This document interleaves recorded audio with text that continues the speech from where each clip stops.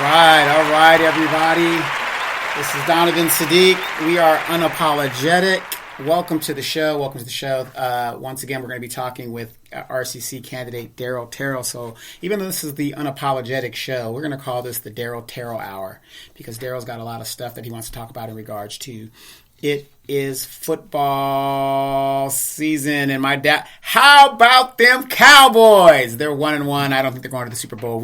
I'm a 27-year-long suffering Dallas Cowboy, and it's just frustrating to me. So, you guys, welcome to the show. I am Donovan Sadiq. I am going to be hosting the show as I usually do. I have returned from the Dominican Republic. I'm going to tell you, I had a great time, very relaxing. Found out there's a lot of vet centers out there. Thank you, Donald Trump. Donald Trump gave so much money to the military and so much support. When I was down in the DR, and a lot of vets like myself found out that there were medical centers there, we were all high-fiving each other because now there's really no need to go home because if you're going to be an expat living abroad, what is your biggest issue? It's your medical. You know, we're a lot older. We're not young Thundercats out there. And when people want to say, what do you mean by Thundercats? Thundercats are young people that are out there just doing what they do, what young people do. They have the energy, they have the power, they have the strength. You know, they can go to the club and still wake up the next morning and do whatever else they're doing. Like me, if I don't go to clubs anymore like that, and I don't do anything like that. So had a great time. I'm glad to be back. Now it's time to get into it and get focused because a lot of politics that is going on and a lot of things that I need to catch up on. And Daryl's here to give us a what's up. So Daryl, Mr. Moreno Valley, that's what I call you, and that's what a lot of people call you because you've been here a long time. How you doing, man? I'm doing blessed to be alive for one more day. One more day. I guess I tell people all the time, I'm alive. That's enough for me. So, yeah, exactly. So that's really good. Before we get into it, you guys, please do me a favor. Hit that like, share, and subscribe button. There's also going to be a video of Daryl doing this interview because we want to get him out there and get you guys familiar. For those of you guys that are new from LA, you know who Daryl Terrell is, and just be familiar when you see him in the streets, or if you go to Lowe's and you might see Daryl out there running around at the Lowe's Depot thing over there, and you'll know who he is. You know that he's the guy the idea man. He has all this stuff that's really, really going good. But real quick, Daryl, I've been trying to catch up with everything that's been going on. There was a candidate symposium, and I noticed that you were not in attendance. Could you please clarify? You couldn't make it? Were you working, or did you get an invite, or was this a closed type situation? What's going on? Well, I didn't get an invite. What I saw was the description says a mayor's candidate. It wasn't specific to what candidates could be there.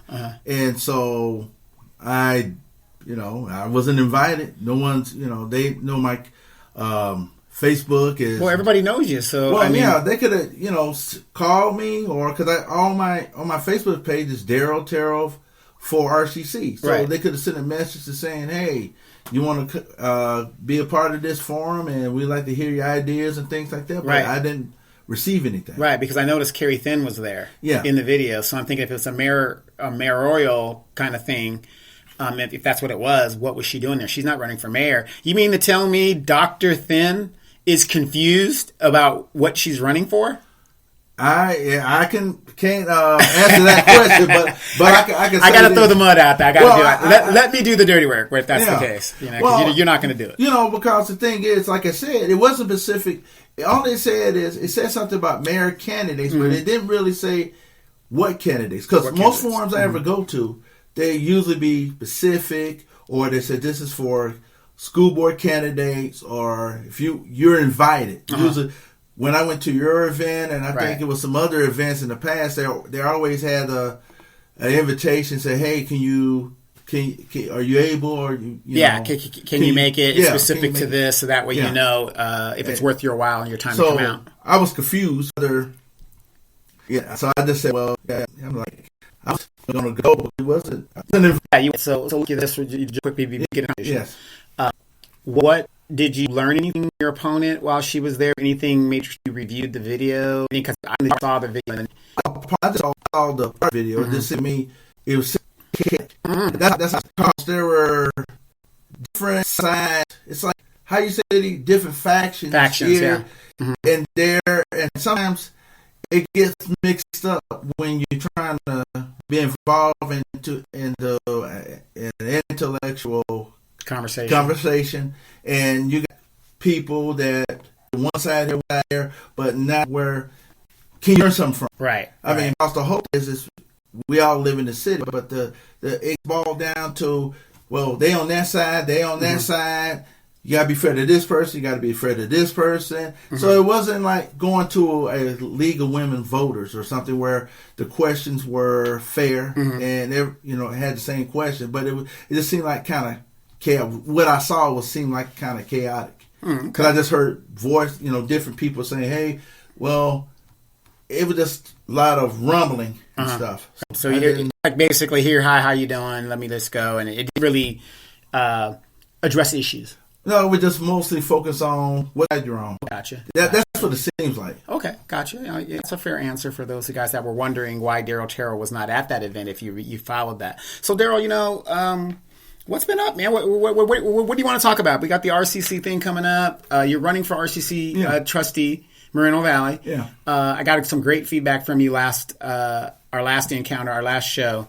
So what's on your mind this show? Well, I had an interesting phone because I post a lot on Nextdoor, and I had this one great app too, by the way. If you don't have Nextdoor, you guys you need to get because I usually post a lot of things on there about positivity, about my pain. But one particular individual had reached out to me and we talked and one of the comments, I will go back to that, what the conversation that leads me to what I need to talk about is the fact that this individual mentioned about RCC can't even keep the football fields. Can you fix the football fields? And so let me interject real quick. What the football fields alleged person? Well, the thing, this individual said if they fix that, they can't do this. So my thing, I want a little investigation. So I went to the Press Enterprise about the football fields at RCC at Whitlock. I think that's what it's called. Whitlock Field. Yeah, Whitlock Field. So I mean that field is. When I read the article, it was very informative because it kind of explained what the situation out there. And if some of you guys don't know, the RCC Riverside City College Tigers football team is playing their home games at Ramona. Ramona? I didn't know. Ramona High School. Okay, golly. Is that the closest that they... Well, I guess that is close going off Magnolia, but still, to go to the high school to have to play your home game is kind of embarrassing when all that money and stuff that's been poured into RCC has happened. So, well, the coach preferred to go to... He wanted to go to the high school in Paris. I think it was Orange Vista. Orange Vista? Okay. Yeah, he wanted to go there. But for some other reason, they wanted to choose Ramona High School. But when I found out of this, and when I read the article, it made sense. This field, as said, it's not safe. It's safe. Health-wise, it's not safe. You can't play on the field or the track. The turf is torn up. It got holes in it. It got, when you have synthetic turf, you got seams coming apart. Then you have tracks. If you go to, you can go to it, and then I got it on my phone, and it's showing how, if you guys don't how the track feel. You see how it looks? Yeah, it's kind of beaten up, yeah. And you see the turf overlapping on the concrete on the track. And this is another picture about it. Oh, yeah. So I kept reading about it. So saying the field is unsafe because when they had the state championship game last year, they had to go to they had to rent a college field. They told the powers to be at the state of California, the California Community College Association, that they could play their games at the stadium because it was unsafe. Okay, so let me, we get it's unsafe and everything. So what is the trustees doing about it? Well, the trustees, there was a meeting on August 16th, and they appropriated $7 million to fix the turf and the field. They said the field should be $7 million. Yep, according to what where are they getting $7 million from? Well, they didn't say exactly. They didn't. I can imagine it came from the capital from the capital projects account. Because, I mean, like any city or any entity you have money specifically for capital projects or for emergency purposes. So they probably had that money already set aside to do that. But there's also lots of other problems too. They can't even take showers in their locker rooms because of the pipes and because they're so corroded and everything. And so they had to also they're talking about outdated that building material and decaying remnants of like I said, outdated leaky pipes, aging pipes. You got decades of rodent infestations and so what they were saying, it led to the creation of a situation where Legionella. Yeah, Legionnaire's disease. Yeah, Legionnaire disease was detected in the gymnasium. So they took care of that. And that's pumped through the AC systems and stuff. Yeah, exactly. So now is into the. So they try to take care of that. They already took care of that situation at the gym, but now it gone to the to the stadium. So you got benches and stuff that's broken, and I mean So wait, let me ask you this. We have trustees. Yeah, they are there to make decisions. Are these people just meeting with their elitist group and going to meetings in Sacramento and stuff on the public dime? And you mean to tell me, because it sounds like almost what you're saying is they're not looking at the very school they represent to see what the school needs to do that, because you're supposed to take care of home before you go abroad and do anything else. So how can years of trustees coming in and out of that school not look at that field? Because when it's graduation time, they're all down there. Yeah. They're all down there for the couple hours, and they get their little claws and get their applause and all that other stuff. So you mean to tell me these trustees who are seeing how much money the football teams generate and the track teams generate, and you're getting these revenues or whatever we're doing from that, and nobody is doing a tour of the school to say, whoa, what is this? What is that? We've got mold here. Let's see the showers. The showers from last time that I was there, when I was a student in the 90s, they looked like they were still there from the 60s. Well, that's where I think a lot of this come from, is because I think at the college level that the ball was dropped by people. And I know probably the coach have mentioned to the administration that there needs to be some improvements to that stadium.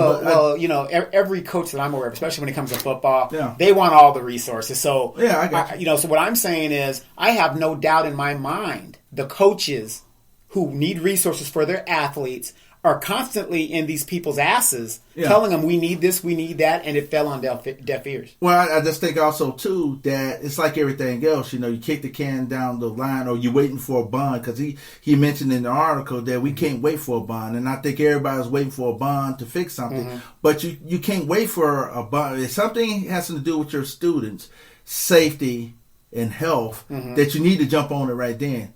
You can't kick the can down the road. And because it's like any city, any governments, or we procrastinate and we allow things to fester, and we don't try to fix the plan. The thing is, if it was deteriorated, then they should jump on it right then.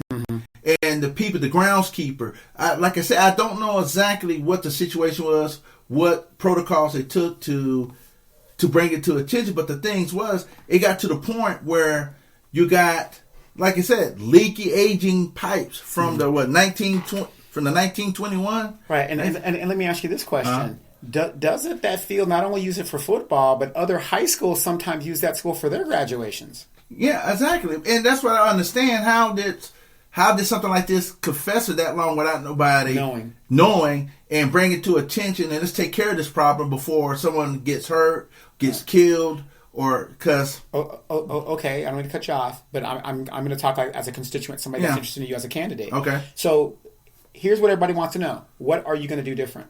What can you do? What I do different? Here's my approach. Has always been: if there's a trend happening, you nip it at the bud. You don't sit there and let it fester. If something needs to be taken care of, you need to hold people accountable. You need to have regular reviews of things that's happening, weekly reviews about whatever it is. If it's the infrastructure, then you need to have an infrastructure review, meaning every once a week or twice a week. Okay. You need to have some kind of accountability and performance measurements to make sure that your infrastructure, because they just seeing this now. Imagine how the schools in the future. So to answer your question, what I would do differently is you got to hold people accountable. You got to have a mechanism like some cities have. They call it CSTAT, City Stat. And what it's in Baltimore, and what it does, it holds managers accountable for performance. You have performance measure. Are you meeting? Why you're not meeting it? If there's an issue, you nip it at the bud. You take care of the issue at that time. You don't wait 2 weeks, 3 weeks, 4 weeks, a month from now. If it could be feasibly taken care of now, then you should work on that issue. So my thing is, if it's a trend starting, you need to nip it at the bud. Let's take care of the problem. Don't let it fester until it becomes a big problem. Yeah. Okay. So right now, with the problem that we have, do you have any ideas right now that can fix the problem? Well, yeah. Well, here's one thing you could do. Right now, they set the money aside for the fields. Okay, that doesn't solve the problem about the pipes and everything, and the deterioration of the stadium itself, of the bleachers. So my thing is, this is a simple, pragmatic solution. Okay. Check this out. I work at Lowe's.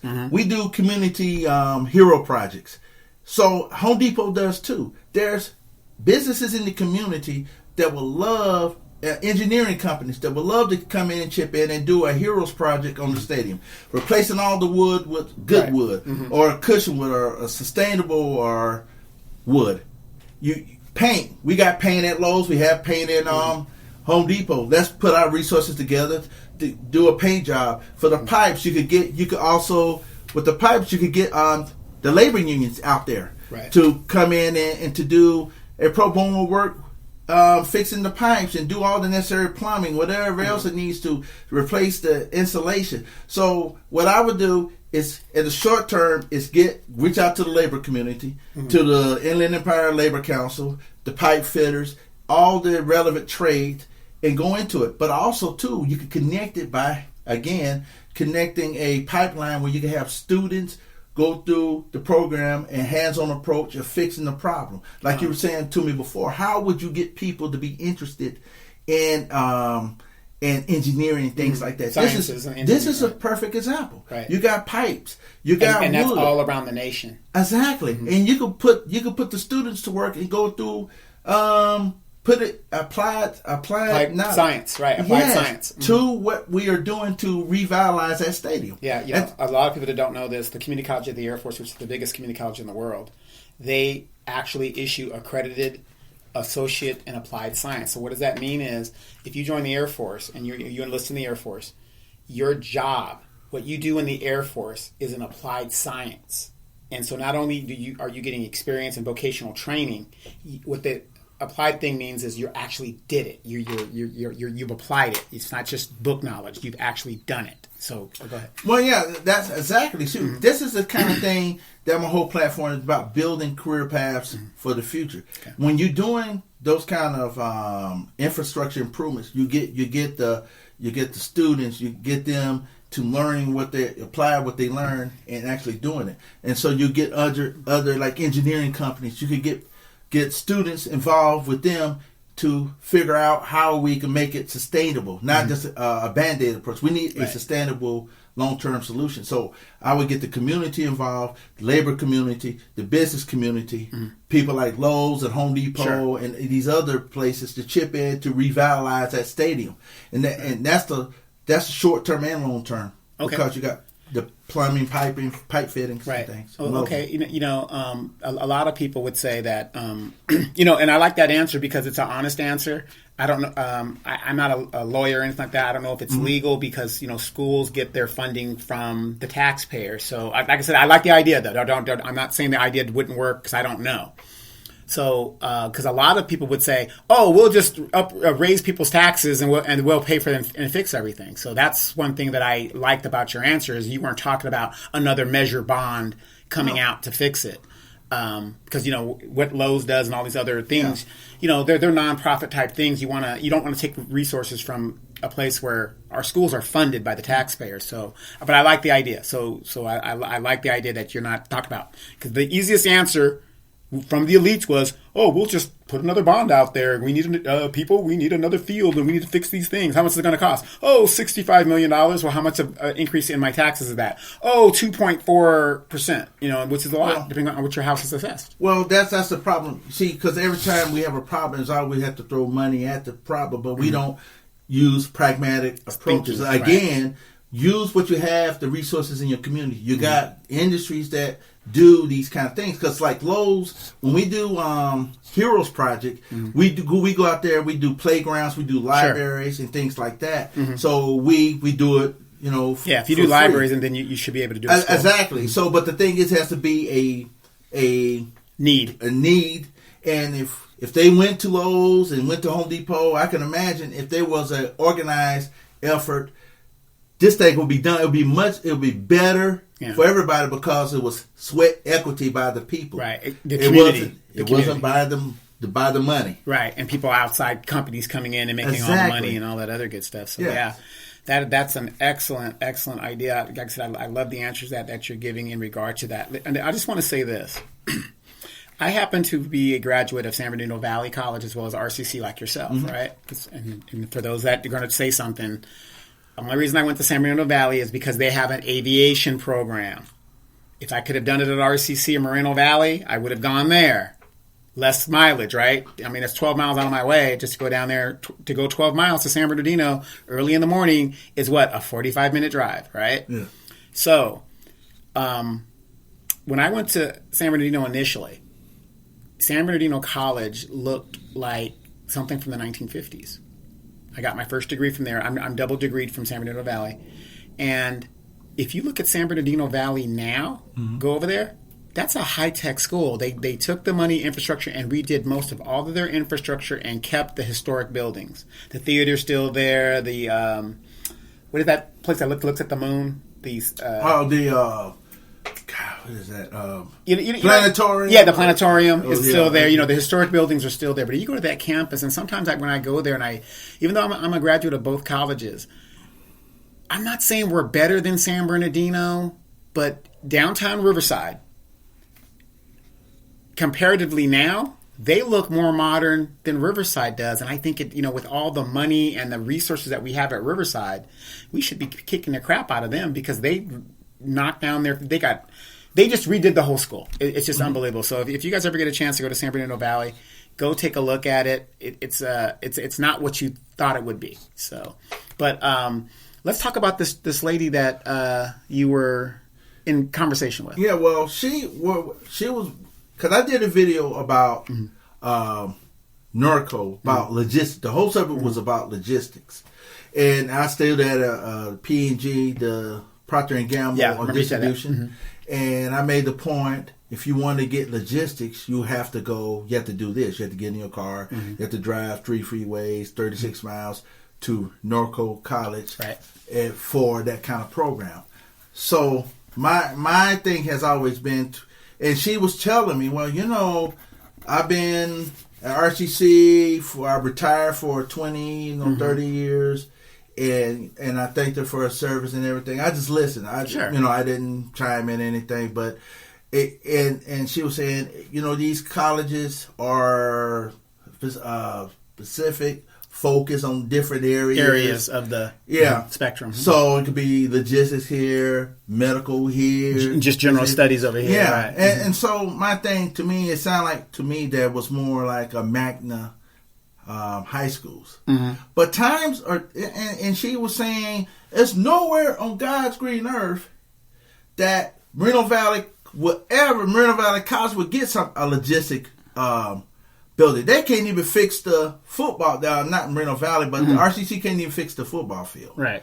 And I said, okay. I just said, I didn't say anything. I just listened. You just listen. Mm-hmm. Yeah, I just listened, and I said to myself, the things that. This is the problem with society and people that work in a situation where they don't think outside of the box. Because think about it, the logistic building at Norco is just a building with a bunch of machines, expensive machines, and she would explain to me you got to have the teachers and all that to teach and everything. But I said it's a building, but you get a certificate and that's it, or you go somewhere you try to find a job. But see. my thinking has always been it's innovative thinking outside of the box, because you don't need a physical building at Moreno Valley College just like they have at Norco. See, the thinking is you could go to a P&G. They got a room, a classroom. We find out what kind of rooms they got. And you could do the classwork inside. That's the earn and learn approach, where you go in there for 4 hours, you learn something, and you apply. You go on the floor for 4 hours and apply what you learned. Okay. That's how you bring logistics. But you also work with the city, you work with the county, and to help share the resources and leverage the cost. And you don't need and if someone say that can't never happen, they said we couldn't go to the moon, and we did go to the moon without even having the mathematics to get there. We did go to the moon. So, I mean... Wait. I got something. I'm a conspiracy theorist. I'm a conspiracy theorist. I'm not saying that we didn't go to the moon, but how do you know for a fact we went to the moon? Well, I wasn't around, so everybody else. Yeah. The pictures, the flag. I mean, it's like right now you have a green screen behind you. I could do a mass production of stuff and put stuff. I'm not trying to put that here. Like, if you believe that, that's great. But it's like, we went to the moon. Let's say in 1969, we got to the moon, right? 69. Why haven't we been back? Well, that's the thing. They're trying to go back. But we had the technology to go. Well, yeah, but see, that's the thing about it, though. But see, doing a logistics situation I'm talking about, you don't need to build a brand new building at Moreno Valley College. All it takes is a building, an empty building. You get some professors. Well, if you don't have professors, you got people that work there. Wait a minute. We got all these empty warehouses here that the RCC could rent. There you go. Right there. You just said you made my point. Right. So to the caller that said that to me, that mentioned that to me, we got empty buildings in Moreno Valley to have a training center. Right, and you could put those empty buildings. Yes. Some of those buildings have equipment in them and storage levels already there. Exactly. So then if you want to train logistic people or people to work in a warehouse, there's your practice. It's already set up. That's to say, you don't have to go out there and ask taxpayers for more money to build a building at Moreno Valley College. You got empty warehouses in the community that can serve that purpose, or you could go to the industry itself and do the earn and learn approach there. Sure. And create the curriculum instead, like I said, because you go to Norco, you're gonna go in there and train. Blah. All you're gonna do is go through a class and get a certificate, right? And that's it. But it would be nice if you was at a facility and they had some jobs opening and you were trained for that job, and you go through the program, you get a certificate, and you go to work there. Yeah, that's novel. That's novel. It's not a job placement. You train for a position that you went to the program for. Right. And it's not necessarily a guarantee, but it's like you're going to slide right into the position. Yeah, exactly. Yeah. And so if people learn. Yeah, and that's the thing you were saying. You said, how would you get people more interested to go back to school? Is the fact, because the people in this community, see, that's why I tell people about this campaign. They say you focus on economic mobility. And I say, yes, I am, because people have been crying and craving for a better job, a better career. And the thing is, there's no career path to get to them. So when you look at the situation, what are you trying to do? Is people want a better life. They probably don't want to go on to a 4-year school, but if they do, we want to help you get there and get the classes you need and make sure that you're not living on the street or you have enough to eat. We do our part, but for the people who just want to better their lives, to travel up the economic ladder, then we need to create a tangible path to that job, if that's what they want. And that's the thing that's been missing throughout my time living in Moreno Valley. Because when people, and I think they missed a point on a lot of this stuff where it came to these things like Skechers, because when people say the ball was always dropped. Yeah, they would say jobs. Instead of saying, you know what we should do? Here's what we should do. Okay, people, we're going to work with Moreno Valley College and the county and the state to create an earn and learn approach that will go into that business into sketches. Learn automatically. You don't need a 4-year degree. You just need some specialized training. If they had done that, that would be a more buy-in program to a lot of people. Well, according to the city staff and the city council, Ito is still on the hook to make a technological thing. So what you're saying is you could reach out with Ito and hold him to his word. Well, yeah, because the thing is, this is perfect for Ito to know that Moreno Valley College could play a key role. We could be the agent of change in this community to link what he wants to do, a training program. Moreno Valley College is the perfect place because once you have a program like that, you will get other industries that we never thought of coming into it. Right? Yep. Better, Well, let me ask you this about Ito. If let's say the school did approach him and you're on the board and you're leading that charge, and he says he's not interested, do you really think that the World Logistics Center at that point is going to be real? I mean, because why wouldn't he do it at this point? Well, to me, it's a. I mean, he's on the hook to do it. It's a win-win situation for him and everybody else because what you're gonna need skilled workers to fill those jobs. Right. This super duper warehouse he wants to build, which I have yet to see. Yeah, and the thing is, you put your money into Moreno Valley College so we could create that career pathway to those positions where they have economic mobility. Okay. Well, I got a question for you. Okay. Recently, you put out a video on TikTok, and I'm gonna capture that video, and I'm gonna try to share it on YouTube and all the other platforms. I thought it was a really interesting video. So instead of blowing everybody's mind tonight with all the technical, psychobabble that we do, but I want to tell people that if we do not come up with great ideas, this is the future of Moreno Valley.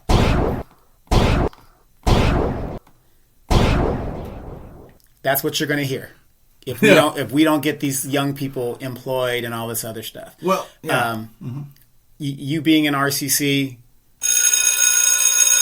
how many times have we sat on that quad, heard that bell, and we continue to sit on that quad? I think. Yeah. Right in front of Martin Luther King. Yeah, exactly. You know what I mean? But tell us a little about the video that you recently put up. I thought it was very interesting because you brought out a lot of things, like your father's was in the video, John Lewis was in the video. Yes. Just tell us about the video. Well, the video it was an approach about it's like my dad. He worked 40 years at General Motors in Doraville, which the plant is not there anymore, and he worked on the assembly line. And he was always telling me that if you, like John Lewis, if you see something, do something about it. Good trouble. That means standing up for something, standing up for it. And that's, and the video explained all the activities. Probably it don't serve any justice because the fact is I've done a lot more. But, with 1 minute, you can only do a certain amount. But what it showed you is what kind of person, when I see something that's wrong, when someone is mistreated or not paid a fair wage and they work in bad conditions, I march, join a picket line, a strike line, like I did in Beverly Hills. We wrote down Rodale Drive. The Teeps, there was an Athens sanitation workers. They were about to be fired about a week before it was on. Where was it? It was on. What was? It was during Black Friday that we did that. On Thursday, during Thanksgiving. And so they had a meeting. Holidays. Yeah, so I went to the council meeting in Beverly Hills and stood up for the sanitation workers. If there were nurses, the whole point of that whole video is that I stand up for a sanitation worker, I stand up for a teacher, I stand up for this community. Right. But let me ask you this, Daryl. I'm going to cut you off. I'm sorry, I'm trying to come at you as a constituent, seeing if I'm going to give you my vote. Okay. Shouldn't society, when there's a wrong, I think that's what's wrong with society. Like if we see the teachers aren't making enough, right? Which they do make enough. It's just that you have some really bad teachers out there, and the COVID exposed a lot of that. But let's say our doctors aren't making, our nurses aren't making enough. Shouldn't one industry? It's like we don't have any unity within the industries. You got the Teamsters over here who are all just about them. They don't care building warehouses in your community or whatever because they don't live there. They just want the work. You got the truckers. Pretty soon they're going to be out of a job. Yeah. If you want trucking industry, it's like we don't stand up as a group together. We've been mind melded and taught that the government is some other entity, when you and I both know, as people who studied politics and government, we know the government is us. Yeah. The government isn't some mundane entity of itself. We're the government. Mm-hmm. So when the nurses need a raise, all the other industries and groups should go up and support that group. And I think that's the problem with society. We don't. It's not a problem until it affects us. That's the mentality has always been, because I mean, like it says, one thing affects one person, affects all of us, right? And that's the whole point. Me, doing the things that I do is to show that I'm part of mankind, and I'm gonna stand up. If you're in trouble, I'm gonna stand up beside you. If you're in trouble, I'm gonna stand up beside you. If you're in trouble, I'm gonna stand up beside you. But that's the whole point of standing up for a community and for the thing that unites all of us in this community is economic mobility, a better life. Right. It's not Republican, it's not Democrat, it's not conservative, it's not liberal. We all want better for our children. Yeah, we all want better for our community. Yes. So let me ask you this, and like I said, I love the video. Please continue to keep making those. I think that's the way to campaign now. We're in the 21st century. We live in the desert. Everything's cooling off, thank God. Man, it's really funny. I was in the DR, and I'm seeing massive mudslides in San Bernardino. I was like, what is going on? Yeah, we haven't had any rain in eons, and all of a sudden there's mass floods. But that's what happens when you cut down all your trees and stuff too. But let me ask you this just off the cuff, because people want to see how at least I do in my people that are running for office, how intelligent you are, how up on current events you are. Today, former President Donald Trump just got. He didn't get indicted. I think he did civilly. Civilly. Yeah, for not paying his fair share. Yeah. 200 incidences of that. Now, for me personally, for you guys that are listening, when you do not pay your fair share of taxes, what you're doing is, don't sit there and tell me you support the military, because your taxes go to support the military. Some of your taxes go to support the schools. Some of your taxes go to support the roads. So when you are cheating the system, you're not supporting the military. You're not doing the things that you say that you're supposed to do. And to me, when you're ultra rich like this man claims he is, I don't see the point of, they keep talking about the little guy that steals in the street, and you're incarcerating those guys in mass scale, but we're finding out a lot of the thievery is coming from those few people that are blessed to be billionaires and trillionaires and all that. That's where all the mass stealing is happening. But what is your opinion on former President Trump being indicted on civil charges of tax evasion? Well, that's to me is where all the facts come in. But he, like everybody else, the saying, you're innocent until proven guilty. Right. But the point you're making is that justice has to be served equally. Correct. Because if you let one person, like you were saying, that's doing all the cheating, and you got someone down here, and you treat it's equal justice. This person's getting off, but this person's serving 30 years to life or something. Okay, well, wait, let me cut you off right there. With all of the cases Mr. Trump is involved in, if there wasn't a two-tier justice system, if you and I were even accused of certain things, we would have done the perp walk by now. Yeah. We would have been charged. We would have been indicted. This man was a former president. Once you're no longer the president, you're just a regular citizen like everybody else. So would you agree that, what is your opinion on that? This guy, like I said, you're right. He's innocent till proven guilty. But the point is, he started an insurrection, hasn't been arrested. He's got top secret clearance stuff that he still hasn't explained why he has it. If that was you and me, we would have long been in jail. Yeah. So, my opinion is this. Like you said, if it was a person, if we did that, we'd be under the jail. We'd probably be missing. But trying to prove our innocence. We're already guilty. But for all this stuff that's happening, he should be held accountable for his actions. And I don't know why justice is taking slow, but I think it's too much politicking going on instead of just the justice, the insurrection, these other things that put this country in jeopardy, the democracy in peril, that he should be held accountable for it.